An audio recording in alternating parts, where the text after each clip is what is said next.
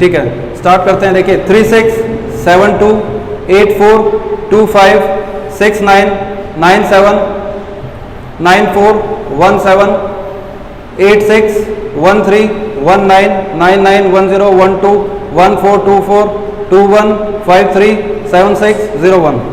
मैंने thank you very much, I need this appreciation, thank you very much. Start करते हैं।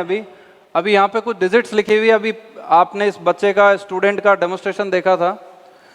मैं आगे अपनी बात स्टार्ट करूं उससे पहले आप लोगों से जानना चाहूंगा कि जो इस बच्चे ने करके दिखाया वो आपको कैसा लगा।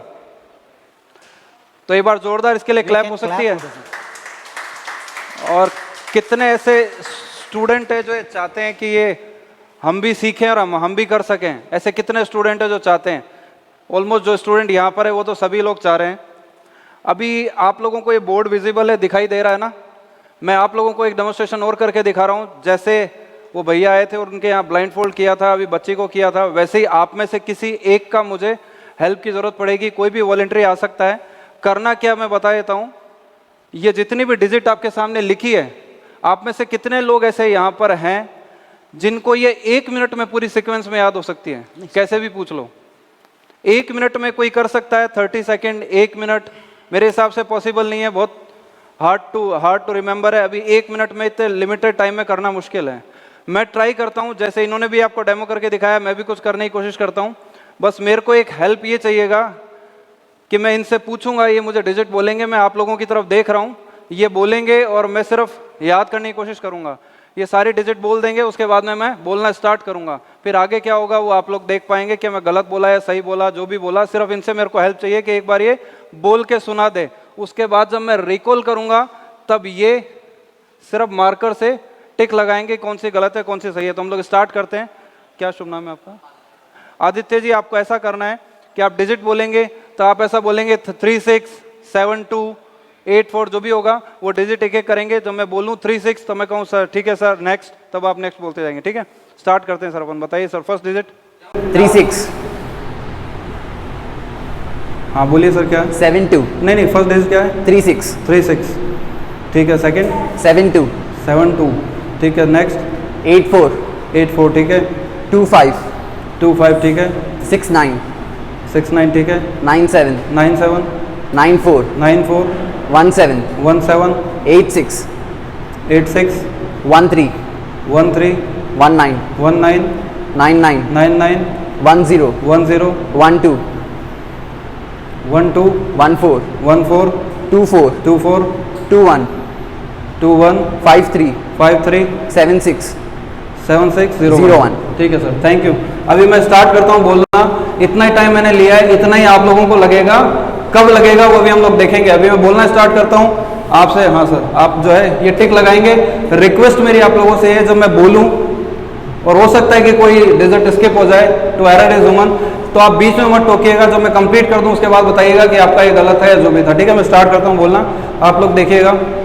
ठीक है, स्टार्ट करते हैं। देखिए 3 6 7 2 8 4 2 5 6 9 9 7 9 4 1 7 8 6 1 3 1 9 9 9 1 0 1 2 1 4 2 4 2 1 5 3 7 6 0 1।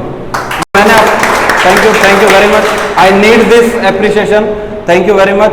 ये डिजिट जितना बोर्ड था और आपको दिख सकता था उतना मैंने लिखा। अगर इससे ज़्यादा भी लिखते हैं तो भी किया जा सकता है। थैंक यू आदित्य, ये किया जा सकता है इससे ज़्यादा भी। लेकिन आप लोगों के मन में आएगा कैसे किया और इतनी फास्ट कैसे हुआ, इतनी फास्ट मेमोरी हो सकती है क्या? तो बिल्कुल हो सकती है। 10 डेज का वर्कशॉप होता है जो हम लोग कराते हैं, उसमें सिखाया जाता है। लेकिन ये डिजिट आपके क्या काम आने वाली है?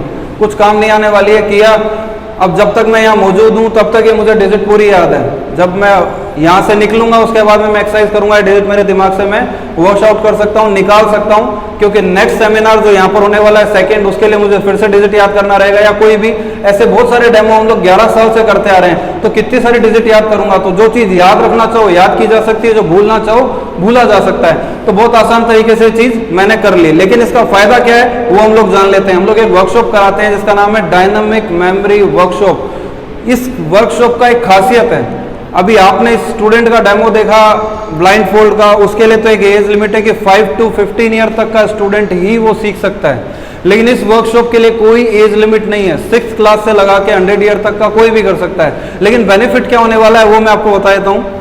आप इस वर्कशॉप को करने के बाद डिक्शनरी बाय हार्ट कर सकते हो, periodic table, science information, mathematics के फॉर्मूले, फिजिक्स के फॉर्मूले, केमिस्ट्री के इक्वेशन या लॉन्ग पैराग्राफ, बड़े आंसर, ज्योग्राफी के मैप, हिस्ट्री की डेट, या कौन से कंट्री की कौन सी कैपिटल है, कहाँ की कौन सी करेंसी है, कहाँ कौन सी लैंग्वेज बोली जाती है, या कॉन्स्टिट्यूशन ऑफ इंडिया के 450 आर्टिकल, इनकम टैक्स की सेक्शन, आईपीसी की सेक्शन, या इसके अलावा भी कोई ऐसी चीज, कौन सी रिवर कहाँ है, कौन सा डैम कहाँ है, या जीके से रिलेटेड कोई भी ऐसी चीज जो आईएएस, आईपीएस, रेलवे या कोई भी ऐसा एग्जाम जहां पर जीके आती हो, वो सारा मैंने आपको कंटेंट बोल के बताया। तो ये जो प्रोग्राम है इसको अगर आप लोग करना चाहो तो कर सकते हो, इसके लिए कोई एज लिमिट नहीं होती है।